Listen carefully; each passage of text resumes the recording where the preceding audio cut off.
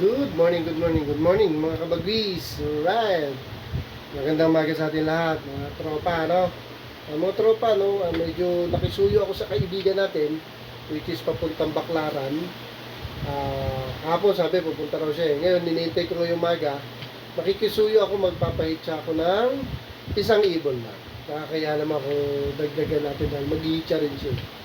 So, ang sa akin kako, bitawan lang, huwag mo ng Baclaran. Kasi ang malayong nahagisan pa lang noon sa may Divisoria. Pinakamalayo niyan eh. So sabi ko doon lang somewhere in Port Santiago. Malapit na rin magluneta 'yun.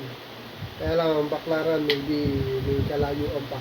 Hirap naman mawala. Gusto ko kasi masanay siya dun sa baybayin dagat. Yun ang isa sa palatandaan nila yung dagat eh.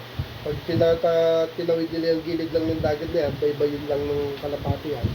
Dito na sa amin sa Caloocan. Punta na ng Nabotasyon, Malabon, malapit na sa Caloocan. Kita na yun. Kaya, ayun, basket muna ako dahil parating na ang kaibigan natin na maghahagis dun sa ating si Pasaway, si Brown.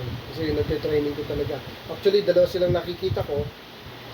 Yung white top at si Pasaway, yung brown.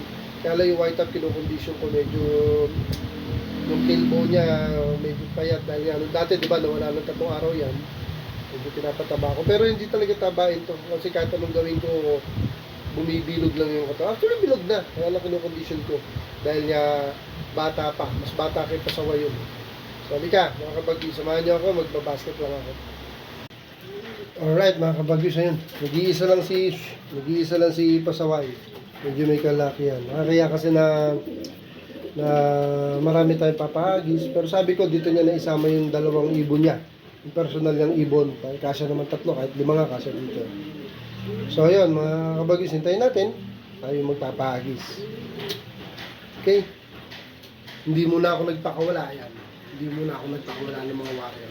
Gusto ko, isa lang hihintayin ko. Okay, abangan na natin yung tropa, tapos abang-abang na tayo. Sandali lang yun. Good luck! Alright mga kabagwis, nakakapunta lang at kararating lang ng rider na nag-pick up sa ating ibon. Okay, tropa natin po yun. So, yun nga, pinahagis ko lang sa may somewhere in Port Santiago. Siya ay mag-ahagis sa Baclaran na. So, abang-abang na tayo. Saglit lang yun. Magte-text siya pag nandun na siya, pag na-drop niya na yung ibon, tapos abang na tayo, kasama natin. Okay, abang tayo mga kabagis. Right. Parang nakita ko na kanina sa terrace yung ibon natin. Mga kabagwis na. Ayun, may kasabay. May nakasabay si Pasaway.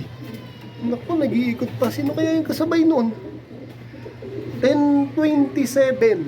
Mga kabagwis, ano? To be exact. 10:27, nandito siya sa harap natin, nag-iikot. Ayun. Sino kaya to? Pero naihagis daw yan 9:45. So medyo may katagalan, ano? Kasi hindi pa naman siya ganun kasanay. Pero at least umuwi. Okay, ayun, nagbababad pa, nag-iikot pa. Sino kaya yung kasabay niya? May nagagit pa siya. May sinama pa dito. Lipas sa YB na yan si Pasaway, kaya medyo nagpapares. Teka lang, abangan ko. Saan kaya? Ayun. Ayun na, dumapo na. Ayun, padapo na. Sino kaya itong kasabay niya? Kanina pa ikot ng ikot, ayaw pang dumapo. Nabitin sa ronda. Ni Pipate. Asan man ni Pipate? Pinagis ko sa Port Santiago Apo Asan man ni Pipate? Oo. Kalapatids talaga to. Kalapakids ka ba? Wala yung mama na. Ayun, hinabang tayo. Nadapo na yun. Nabitin sa... Ayun. Sino kaya itong kasabay niya talaga? Sana mapadapo. Ang init, mga kabagos. Abang na lang tayo.